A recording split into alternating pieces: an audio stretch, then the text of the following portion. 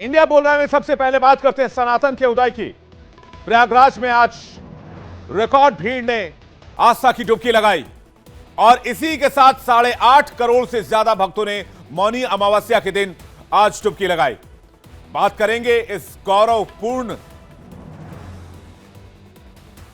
जो खबर सामने आई उसकी, लेकिन उससे पहले आपको बताएं कि आज के ही दिन मौनी अमावस्या के स्नान के दौरान भगदड़ की खबर भी आई।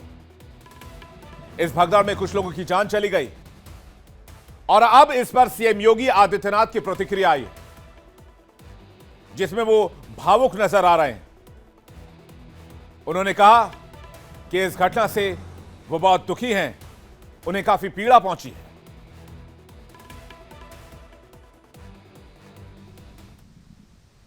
उन सभी परिजनों के प्रति हमारी पूरी संवेदना है। हम लोग रात्रि से ही लगातार प्रशासन के संपर्क में हैं। मेला प्राधिकरण, पुलिस प्रशासन, एनडीआरएफ, एसडीआरएफ,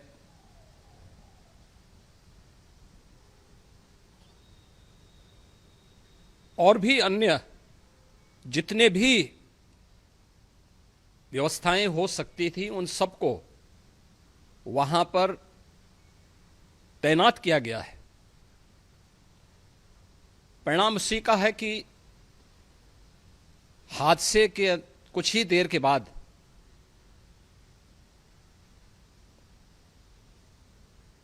राहत कार्य को ग्रीन कॉरिडोर बना करके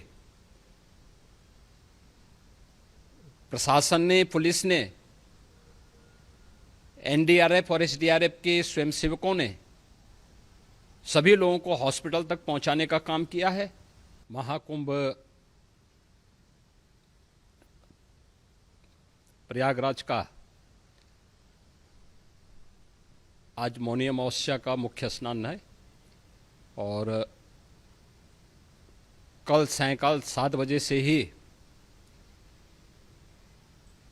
काफी बड़ी संख्या में श्रद्धालुजन प्रयागराज पहुंच करके स्नान भी कर रहे थे और काफी बड़ी संख्या में श्रद्धालुजन ब्रह्म मुहूर्त का भी इंतजार कर रहे थे।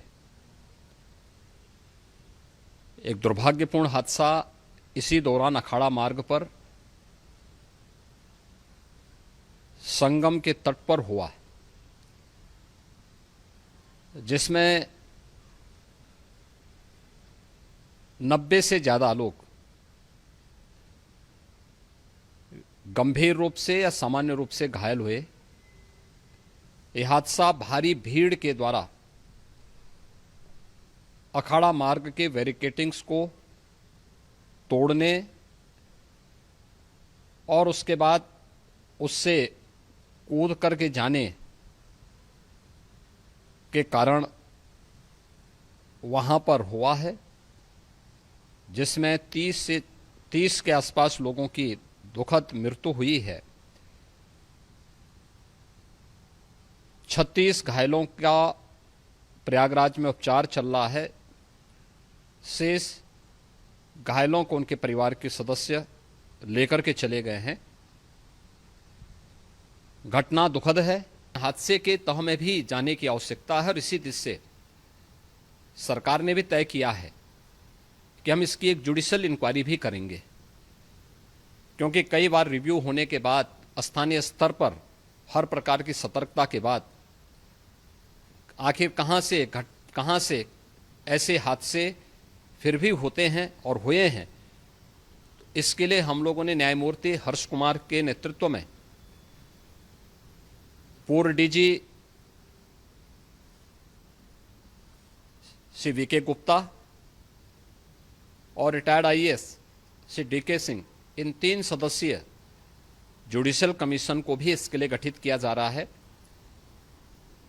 इन सभी अन्य कार्यों के साथ साथ हम लोगों ने वहां की पूरी घटना पर आज पूरे दिन भर एक एक घटना को लेकर के मुख्यमंत्री का जो कंट्रोल रूम था उस कंट्रोल रूम से भी, चीफ सेक्रेटरी के कंट्रोल रूम से भी, डीजीपी के कंट्रोल रूम से भी लगातार इन चीज़ों की मॉनिटरिंग की जाती रही। दिन भर बैठक चली है और लगातार एक एक घटना को लेकर के वहाँ पर प्रशासन के साथ संवाद भी रहा है, विभिन्न अखाड़ों के साथ संवाद रहा है, अन्य संतों के साथ भी दिन भर हम लोग संवाद बनाते रहे हैं। सीएम योगी जिस हादसे के बारे में बात कर रहे हैं, आखिर वो हादसा हुआ कैसे, ये सबसे बड़ा सवाल है। हालांकि इस मामले की जांच के आदेश दिए गए हैं, लेकिन चश्मदीद बताते हैं कि रात 10 बजे ही संगमनोज पर भीड़ बढ़ने लगी थी। संगमनोज वो जगह है जहां पर तीनों नदियों का मिलन होता है, गंगा, यमुना और सरस्वती। चूंकि सरस्वती विलुप्त हो चुकी है, लेकिन संगमनोज पर गंगा और यमुना की प्रवाह को आसानी से देखा जा सकता है। अब मौनी अमावस्या पर अमृत स्नान के लिए रात 10 बजे से ही श्रद्धालु जुटने लगे और जब वो वहां पहुंच गए और स्नान में भी वक्त था, सुबह 4-5 बजे स्नान शुरू होना था, तो बैरिकेडिंग के किनारे पॉलिथीन बिछाकर लेट गए लोग। रात 1:45 बजे से 2 बजे के बीच वहां पर लोग धीरे धीरे उठे और नहाने के लिए संगमनोज की तरफ बढ़ने लगे। और जिस रास्ते से जाना था संगमनोज की तरफ, उस रास्ते पर भीड़ इतनी ज्यादा बढ़ने लगी कि हालात बेकाबू होने लगे। कुछ लोग बैरिकेडिंग फांदकर संगमनोज की तरफ जाने लगे और जैसे ही वो बैरिकेडिंग फांदकर भीड़ निकली, जो लोग बगल में पॉलिथीन बिछाकर सो रहे थे, उनको इस भीड़ ने रौंद दिया। जमीन पर सो रहे लोगों पर भीड़ गिरती चली गई। बैरिकेडिंग टूटने से सो रहे लोग भीड़ के नीचे दब गए और इसी से बड़ा नुकसान हो गया। महाकुंभ में मची भगदड़ में मारे गए लोगों के परिजनों को सीएम योगी ने मुआवजे का ऐलान किया है। मैं उन सब के प्रति अपनी संवेदना भी व्यक्त करता हूं और परिवारजनों को हम प्रदेश सरकार की तरफ से 25-25 लाख रुपए की आर्थिक सहायता की घोषणा भी कर रहे हैं और न्यायिक आयोग इस पूरे मामले को देख करके एक समय सीमा के अंदर राज्य सरकार को अपनी रिपोर्ट देगा और इसमें आने वाले समय में या आने वाले स्नान के लिए भी हम और कैसे व्यवस्था को और सुदृढ़ किया जा सकता है, इसके बारे में भी कल मुख्य सचिव और डीजीपी स्वयं एक बार प्रयागराज जाकर के उन सभी मुद्दों को देखेंगे। जैसे ही सीएम योगी को हादसे की जानकारी मिली, वो हादसे के बाद पूरे दिन कंट्रोल रूम में बैठे रहे। फिर दिन भर बैठकों का दौर चलता रहा। सुबह से ही पीएम मोदी, अमित शाह से बातचीत होती रही। यानी कि केंद्र सरकार और राज्य सरकार पूरी तरह से संपर्क में थे। पूरी घटना की जानकारी का आदान प्रदान होता रहा। वहीं प्रधानमंत्री मोदी ने भी महाकुंभ में जो हादसा हुआ उस पर दुख व्यक्त किया है। कुंभ में जो दुखद हादसा हुआ है, उस हादसे में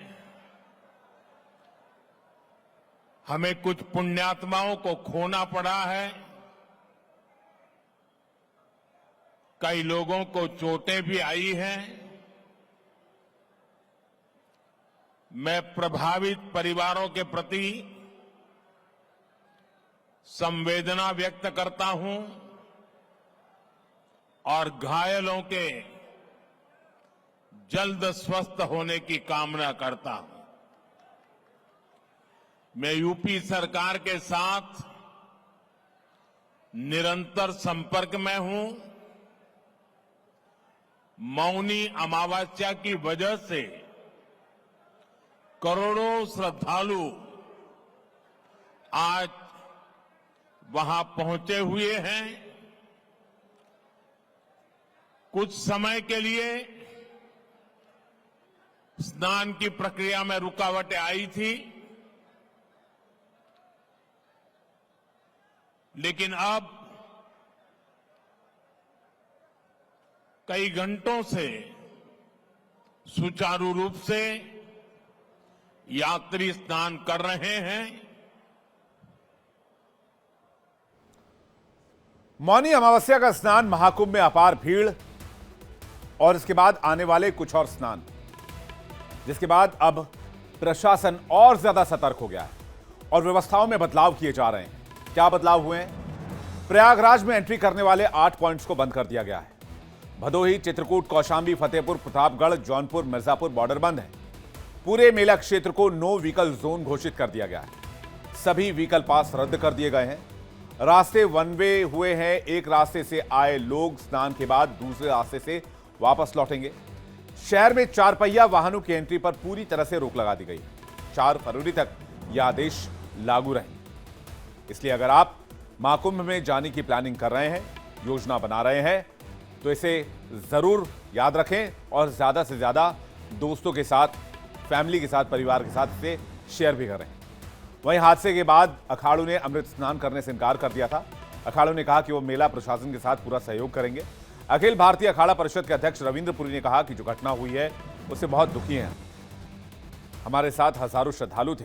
इस अपील पर सहमति जताते हुए कहा, हम प्रशासन का पूरा सहयोग करेंगे। श्रद्धालुओं की सुरक्षा सर्वोपरि है। आपको बता दें कि मौनी अमावस्या पर सबसे पहले 3 शंकराचार्यों ने अमृत स्नान किया।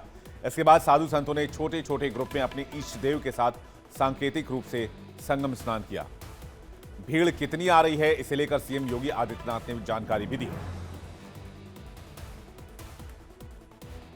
यद्यपि अगल बगल के जनपदों में मिर्जापुर, भदोही, प्रतापगढ़, फतेहपुर, कौशांबी, इन सभी जनपदों में भी होर्डिंग एरिया बना करके काफी बड़े पैमाने पर श्रद्धालुओं जनों को रोका गया था, जिन्हें अमृत स्नान संपन्न होने के बाद, जब सभी अखाड़े स्नान संपन्न कर चुके हैं, उसके बाद अब वहां से रिलीज किया गया है।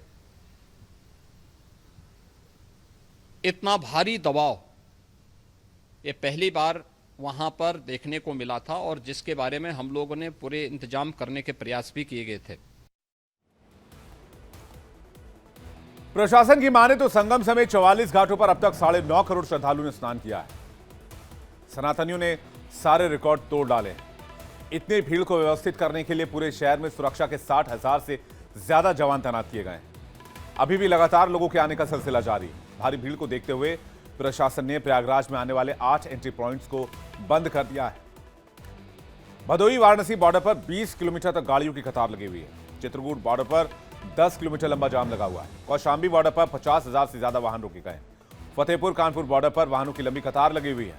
प्रतापगढ़ बॉर्डर पर करीब 40,000 वाहनों को रोका गया है। जौनपुर और मिर्जापुर बॉर्डर पर भी गाड़ियों की लंबी कतार है। रीवा बॉर्डर पर भी करीब 50,000 वाहन रोके गए। इंडिया डेली भी आपसे अपील करता है, अगर आप महाकुंभ का रुख कर रहे हैं तो भीड़ कम होने का इंतजार करें और सुरक्षित होकर ही महाकुंभ पहुंचे और वहां पर स्नान का फायदा उठाएं, स्नान का लाभ उठाएं।